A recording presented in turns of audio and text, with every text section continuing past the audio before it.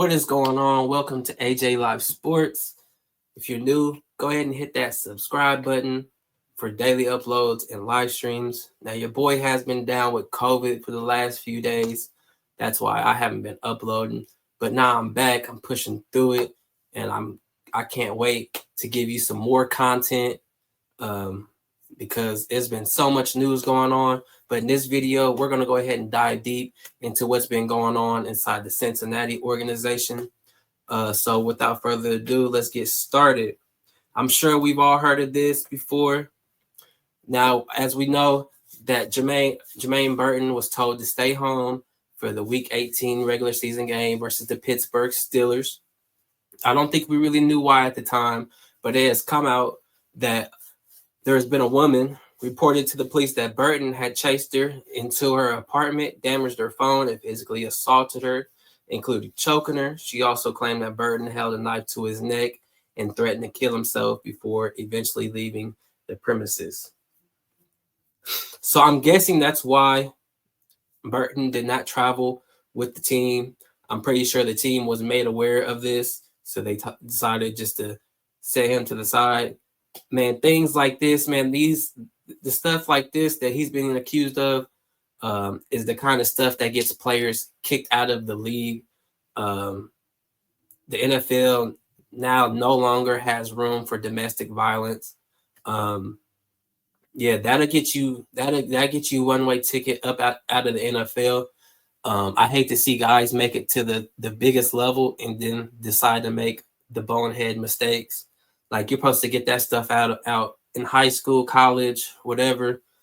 Not when you're making the millions. Like, that's not when you start making mistakes. That's when you're supposed to learn from your mistakes. But whatever he's going through, hopefully she's okay. But whatever he's going through mentally, I hope he's able to defeat those demons, get him some professional help, because that mental health stuff is real. So hopefully she's okay. Hopefully he'll be okay, whether it's just for his mental health and his career. But he just needs to get better. She needs to get better. Hopefully they've distanced each other. Hopefully he can put her in that situation behind him. Same for her. Because that domestic violence is no joke, and the NFL does not play with that. They'll get you up out of here real quick, and that's the last thing you need on your record, is you being that kind of dude. But yeah, with that being said, the Cincinnati Bengals also had some firings going on. Man, shout out to my guy Lou Anarumo. I really like Lou as a defensive coordinator. I thought he was a good coach personally. I thought he was just dealt a bad hand. As we all know, if you watch the Cincinnati Bengals this year, the defense was absolutely terrible. The Cincinnati Bengals defense was absolutely terrible. I think Lou was just dealt a bad hand. I don't think he's a bad D coordinator. Also, he wasn't the only one to get fired. Frank Pollock also got fired, the offensive line coordinator and the running game coordinator. I was fine with that one. I've been saying Frank should be getting fired for years now. That offensive line has not improved. It doesn't matter who they draft, who they sign, who gets injured, how many times they flip a rotation, whatever they do. That offensive line has been terrible.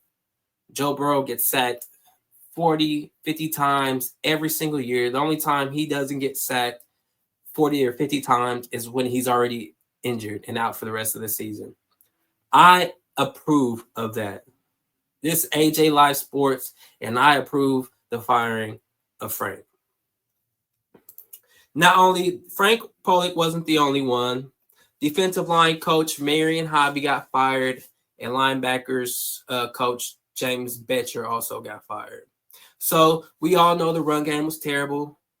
And as far as with the linebacker, hey, get them gone. Because what we saw this year was terrible. Let's go ahead and get them gone. Get them up out of here. Let's freshen things up. Let's freshen things up. Let's bring some different minds, some fresh minds, some new thoughts, some new ideas into the building. Zach Taylor, you'll probably be next, so you better be watching your back. No, I'm just kidding. I'm just kidding. I'm not. But yeah, so I'm glad to see Frank gone. I can agree with that. It was time to do something. There's something that has to happen with this offensive line.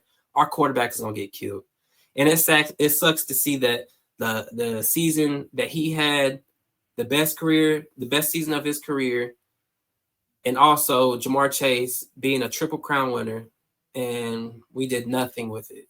It was almost as if it was all for nothing. I mean, those are personal stats that they'll remember, but you know, it didn't really count for anything if you think about it. So that was kind of disappointing. But I agree with these firings. It's time for some freshness. It's time for some fresh new air. But yeah, let me see. Going on into the playoffs, man. We didn't make it to the playoffs, unfortunately, this year. I know it. As a Bengals fan, I'm starting to get spoiled with being there. The last couple of weeks, it was exciting. It was exciting, you know, thinking that there was still there was a chance all the way up until that last game. You know, those punk ass Kansas City Chiefs, they were scared to see the Cincinnati Bengals in Burrowhead, so they just completely opened the floodgates for the Denver Broncos to just do whatever they wanted that game. It was a complete shutout. I think even at one point, or no, during that game, it was such a blowout. It was such a bad game. They started airing the other game because it was not competitive at all. They turned off the Kansas City game and started playing the other game that was playing. That's how bad the game was. So yeah, there's a few things going on in Cincinnati with Jermaine Burton, coaches firing. I know they've had some interviews, but nothing yet. The Cincinnati Bengals hold pick number 17, I believe, in the NFL draft of it as of now. Sorry, this COVID, I'm still dealing with it. As of now. So it'll be interesting where we go in the draft. I think we should address defense, of course. Edge, Sam Hubbard, you got to go. BJ Hill, I don't know if he's a free agent or not, or if we need some interior. Sheldon Rankins can go, because last I heard, he was self-diagnosing himself. He didn't want to play anymore. So Sheldon can go. Sam Hubbard can go. We need some help on the defensive line and on the edge. The edge and defensive interior is where we need help. Corner, we need help. I'm not sure if Cam Taylor is a number one corner. You let me know. Is Cam Taylor a number one corner? I don't know. But I see us attacking the draft heavy in defense, free agency, defense. Offense is pretty much solid.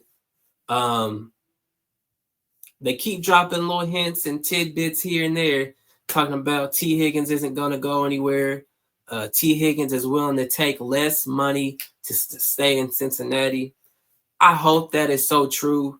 I hope that the Bengals are willing to restructure some other contracts. Hopefully the players are, because you got to pay Jamar. You got to pay Jamar. He's going to want what, 40, 50 million a year. So you're going to have to pay Jamar. Hopefully you can structure those contracts, maybe Joe Burrows, in a way that you can sign T. Higgins now. So there's still some things to look forward to. If we can bring back T. Higgins and Jamar Chase back for the next foreseeable future, man, that would be huge, huge, huge, huge. That would be big for the next 3, 4, 5 years. Man, on offense, we're going to be solid, hands down. But yeah, that's it for this video. I hope you enjoyed it. Again, if you're new, make sure you go ahead and hit that subscribe button, because I'm coming back to y'all with daily uploads and live streams. Catch me tonight during the Penn State Notre Dame game. I will be live streaming. I'll see you guys later. Peace.